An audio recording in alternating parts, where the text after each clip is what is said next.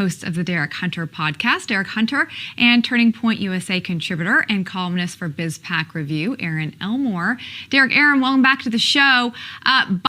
That's a sad reality. Erin, I mean, the thing is, he has touted himself to be this foreign policy expert, and he's on the world stage, really, I mean, just having blunder after blunder and contradicting his own White House time and again, saying that sanctions were never meant to deter.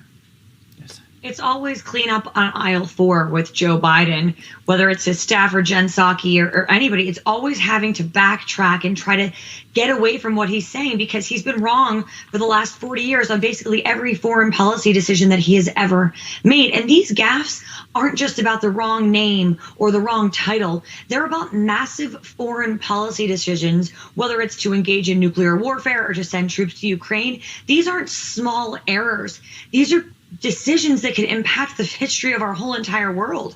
So honestly, people thought it was funny, or they could downplay it or say he doesn't struggle with cognitive issues.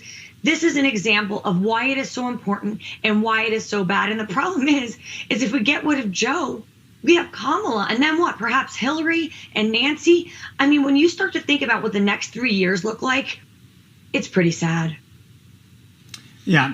Derek, speaking of cleaning up on aisle 4, Home Depot in Alberta, Canada is allegedly sending out a flyer to their employees that encourages them to check their privilege. I'm hard saying that, but if you believe apparently that the police protect you, you've got white privilege. If you've got Christian privilege, you've got, if you're Christian, you've got, and then you've got class privilege as well. I mean, they go through all of these different things and say that you've got all these different types of privilege.